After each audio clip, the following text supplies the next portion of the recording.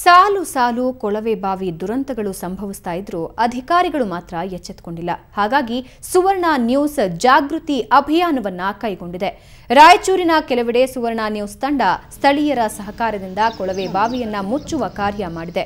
ರಾಯಚೂರಿನ ಆರ್ಟಿಒ ಕಚೇರಿ ಆವರಣ, ಸರ್ಕಾರಿ ಐಟಿಐ ಕಾಲೇಜಿನ ಬಳಿ ಸೇರಿದಂತೆ ಕೆಲ ಬಡಾವಣೆಗಳಲ್ಲಿ ಕೊಳವೆ ಬಾವಿಗಳನ್ನು ಹಾಗೆಯೇ ಬಿಡಲಾಗಿತ್ತು. ಇವತ್ತು ಸುವರ್ಣ ನ್ಯೂಸ್ ತಂಡ ಕೆಲ ಬಾವಿಗಳನ್ನು ಮುಚ್ಚಿದೆ.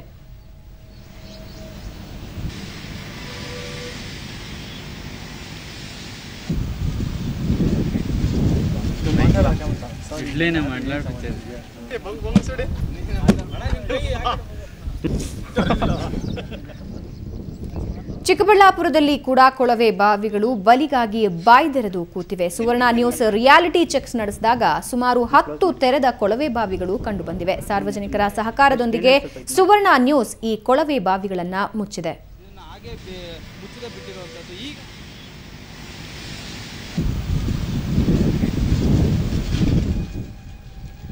ಹುಬ್ಬಳ್ಳಿಯ ನವನಗರ ಬಡಾವಣೆಯಲ್ಲಿರುವ ಸುಮಾರು 150ಕ್ಕೂ ಹೆಚ್ಚು ತೆರೆದ ಕೊಳವೆ ಬಾವಿಗಳನ್ನು ಪಾಲಿಕೆ ಸಿಬ್ಬಂದಿಗಳು ಇವತ್ತು ಮುಚ್ಚಿದ್ದಾರೆ.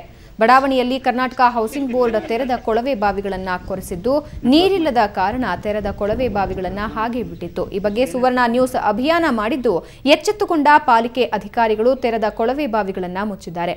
ಮೇಯರ್ ಶಿವು ಹಿರೇಮಠ ಕೂಡ ತೆರೆದ ಕೊಳವೆ ಬಾವಿಗಳನ್ನು ಮುಚ್ಚುವ ಕಾರ್ಯದ ನೇತೃತ್ವ ವಹಿಸಿದರು.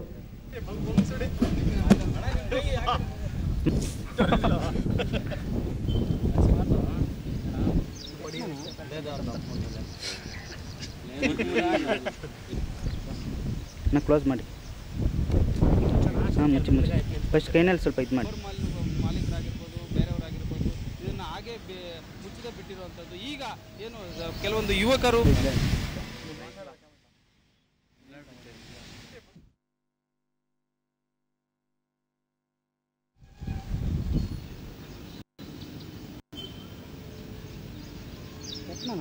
ಜೇತಂದ